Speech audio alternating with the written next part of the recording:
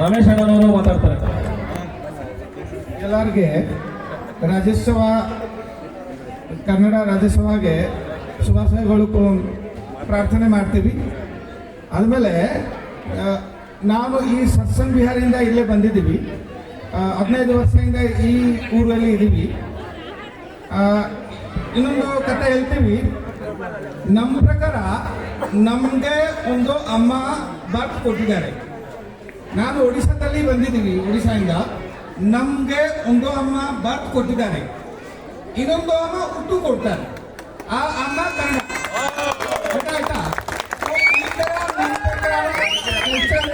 ಈ ಥರ ನಮ್ಮ ಭಾವನೆ, ಈ ಥರ ನಮ್ಮ ಸಂಸ್ಕೃತಿ, ಅದಕ್ಕೆ ಇದು ನಮ್ಮ ಅಮ್ಮದ ಉತ್ಸವ. ಅದಕ್ಕೆ ಎಲ್ಲರಿಗೆ ಪ್ರಾರ್ಥನೆ ಮಾಡ್ತೀವಿ. ನಮಸ್ಕಾರ.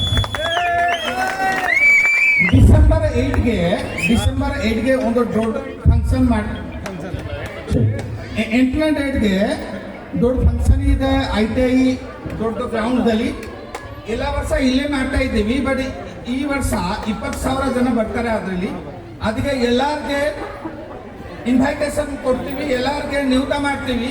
ನೀವು ಎಲ್ಲರೂ ಬನ್ನಿ, ಆ ಫಂಕ್ಷನ್ ಎಂಜಾಯ್ ಮಾಡಿ. ನಿಮ್ಗೆ ತುಂಬಾ ಒಳ್ಳೆಯದು ಪ್ರಾರ್ಥನೆ ಮಾಡಿಬಿಟ್ಟು ಎಲ್ಲರಿಗೆ ಕಂಗ್ರ್ಯಾಚುಲೇಟ್ ಮಾಡಿಬಿಟ್ಟು ಇಲ್ಲೇ ಇರ್ತೀವಿ. ನಮಸ್ಕಾರ. ಜಯ ಗುರು. ಜೋರಾದ ಚಪ್ಪಾಳೆ